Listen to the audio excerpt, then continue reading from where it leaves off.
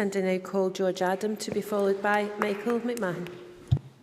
Thank you, Presiding Officer. I thank Nanette Milne for bringing this debate to the Parliament, and Marie Curie on the report that they've provided, How Good is Primary Care and Identify Patients Who Need Palliative Care. I welcome the report and what it brings to the debate, because palliative care offers support to patients and their families at a time when they really need it, and it can be an extremely difficult time for members of the families as well. And during that time in Renfrewshire, we are served by 2 hospices. Obviously, the Accord Hospice in Paisley and St Vincent's Hospice in Renfrewshire and Johnston, who both offer care and support for families when it comes to their time of death.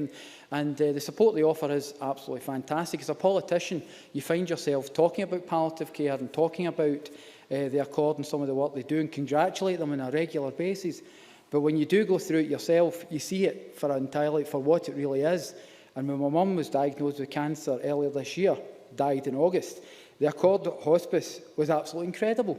She got that opportunity. She was lucky to be there. But when they discussed palliative care to her at the early stages of her diagnosis, she actually panicked. The taboo was there with her as the individual who was dealing with it, and she wouldn't have the conversation with us. I spent hours talking to her, as other family members have done with their own family, just to say, no, this is about getting you home, this is about making sure you can have palliative care in the home, and that was the original plan. But things moved on, things got worse, and I agree with some of the things, the 4 points, the recommendations that the report brings up.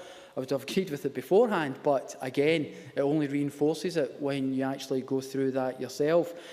Patients with life-threatening illnesses should take every opportunity to raise and plan their future care according to their own wishes. Yes, but we have to get over the taboo. We have to get over the idea of both family members and individuals being able to talk to one another about that, because it can become quite, it's something that's difficult for us all to actually deal with, and the fact that the taboo is still there. You know, I know the government's got the Good Life, Good Death, Good Grief initiative, and I think this is something that we need to make sure that more people know about, so that we can actually, when other families are in that type of position, they don't have to go through that kind of difficulty. And it's one of these things that we have to ensure that all families within that position get that opportunity to be able to say that, you know, there's something more, because you could have a situation where someone could give up themselves at that stage, thinking that palliative care means that they're heading straight for a hospice, and that clearly is not the case with a lot of the things that happen.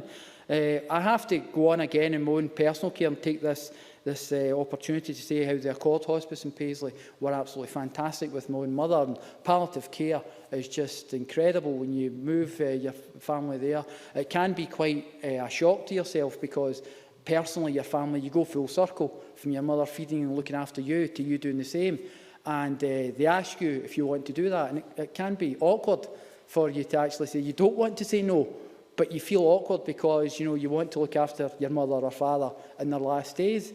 And I would just like to thank Nanette Milne for bringing this debate to the Parliament and giving me an opportunity to talk about it. Thanks. Thank you very much.